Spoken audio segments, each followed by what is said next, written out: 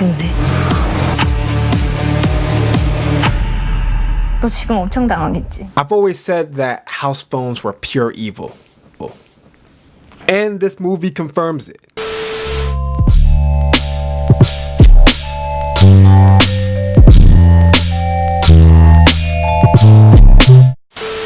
What it is, what it do, is your main man, Caped Informer, back to give my quick take on Netflix's newest original South Korean horror, The Call. Okay, so off rip, the words South Korea and horror were enough for me to give this an honest shot, and I must say, it got me to think, but did The Call outthink itself? We're going to figure that out right about now, but before that, please do yourself a favor by tapping on that like and subscribe button to keep up with all of my exclusive reviews and wild takes. So, The Call follows two young female characters named Soo-yeon and Young Suk.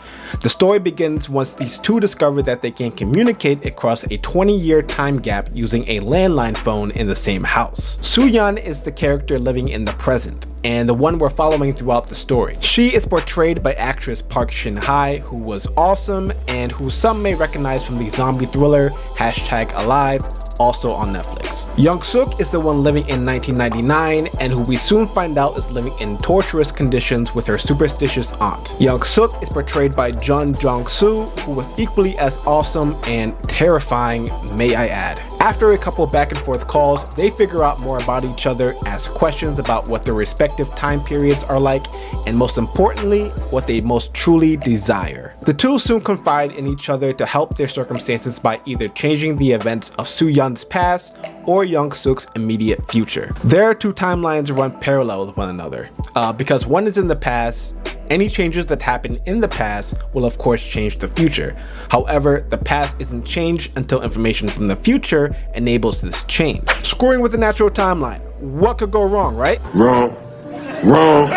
It starts off as a fairly simple plot and for the most part stayed within the confines of your everyday time-traveling science fiction.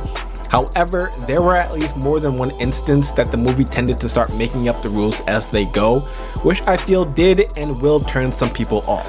But this was the nature of the film, I feel like. You know, both characters became self-aware of their time-altering capabilities and started to learn the benefits and dangers as they went. What started off as apparently harmless soon became not so harmless, and there were nearly immediate consequences to all of their actions, which kept things unpredictable for not only them, but for us, the audience. It's really not that hard to follow either. I think I'm making it sound more complicated than it is. However, what you can expect is a pretty slow grind into the horror thriller part of the movie. Like, things don't really go off the rails until at least halfway in, and then it won't even feel like the same movie, which I also must say is well worth the wait.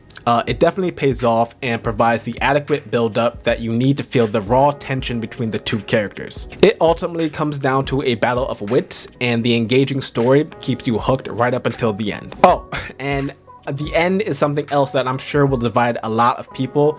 Like, as soon as you think you've caught on to all the twists and curves of this time warping movie, they throw you one last curveball that completely changes everything you force yourself to understand. I won't get into all of the plot holes in this video for those that haven't seen it yet, but it's something I might want to revisit in another video, so definitely let me know if you're interested in that. All in all, this film is a must for a horror thriller fan. Despite some of the unexplained aspects of the film, it's still an incredible roller coaster just off the performances alone. And speaking of which, let me return to the actress that portrayed Young Suk.